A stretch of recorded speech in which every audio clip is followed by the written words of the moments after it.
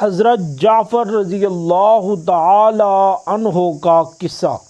حضرت جعفر طیار رضی اللہ تعالی عنہ حضور اقدس صلی اللہ علیہ وسلم کے چچا زاد بھائی اور حضرت علی رضی اللہ تعالی عنہ کے حقیقی بھائی ہیں۔ اول تو یہ سارا ہی گھرانہ اور خاندان بلکہ آل اولاد سخاوت، کرم، شجاعت، بہادری میں ممتاز رہے اور ہیں، لیکن حضرت جعفر رضی اللہ تعالی عنہ مساکین کے ساتھ خاص تعلق رکھتے تھے اور زیادہ اٹھنا بیٹھنا غربا ہی کے ساتھ ہوتا تھا۔ کفار کی تکالیف سے تنگ ہو کر اول حبشہ کی ہجرت کی اور کفار نے وہاں بھی پیچھا کیا تو نجاشی کے یہاں اپنی صفائی پیش کرنا پڑی، جس کا قصہ پہلے باب کے 10 پر گزرا۔ وہاں سے واپسی پر مدینہ طیبہ کی ہجرت کی اور غزوہ موتا میں شہید ہوئے، جس کا قصہ اگلے باب کے ختم پر آ رہا ہے۔ ان کے انتقال کی خبر پر حضور صلی اللہ علیہ وسلم ان کے گھر تعزیت کے طور پر تشریف لے گئے اور ان کے صاحبزادوں عبداللہ اور عون اور محمد کو بلایا۔ وہ سب کم عمر تھے، ان کے سر پر ہاتھ پھیرا اور برکت کی دعا فرمائی۔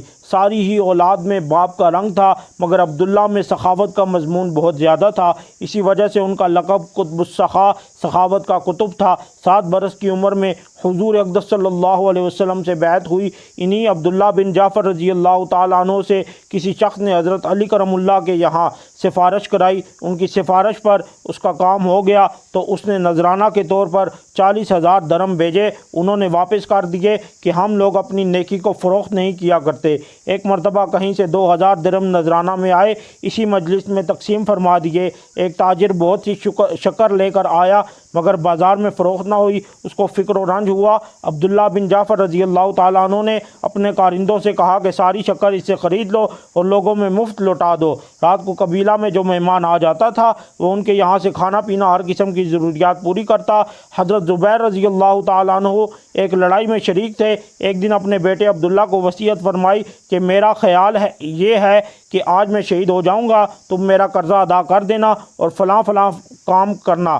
یہ وصیتیں کر کے اسی دن شہید ہو گئے۔ صاحبزادہ نے جب قرضہ کو جوڑا تو 22 لاکھ درم تھے، اور یہ قرضہ بھی اس طرح ہوا تھا کہ امانت دار بہت مشہور تھے، لوگ اپنی اپنی امانتیں بہت کثرت سے رکھتے۔ یہ فرما دیتے کہ رکھنے کی جگہ تو میرے پاس نہیں، یہ رقم قرض ہے، جب تمہیں ضرورت ہو لے لینا، یہ کہہ کر اس کو صدقہ کر دیتے، اور یہ بھی وصیت کی کہ جب کوئی مشکل پیش آئے تو میرے مولا سے کہہ دینا۔ عبداللہ کہتے ہیں کہ میں مولا کو نہ سمجھا۔ میں نے پوچھا کہ آپ کے مولا کون؟ فرمایا کہ اللہ تعالیٰ۔ چنانچہ حضرت عبداللہ رضی اللہ تعالیٰ عنہ نے تمام قرضہ ادا کر دیا۔ کہتے ہیں کہ جب کوئی دقت پیش آتی میں کہتا کہ اے زبیر کہ مولا فلاں کام نہیں ہوتا، وہ فوراً ہو جاتا۔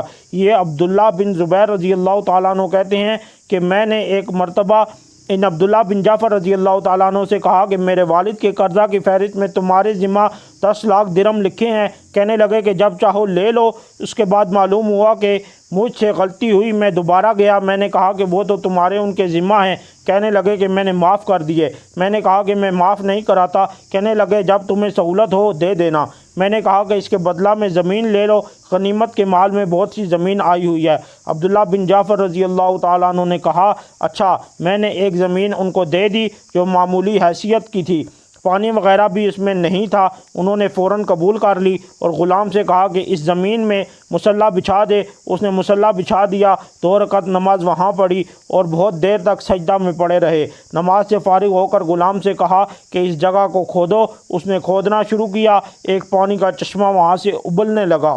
فائدہ: ان حضرات صحابہ کرام رضی اللہ تعالیٰ عنہ کے یہاں یہ اور اس قسم کی چیزیں جو اس باب میں لکھی گئی کوئی بڑی بات نہ تھی۔ ان حضرات کی عام عادتیں ایسی ہی تھی۔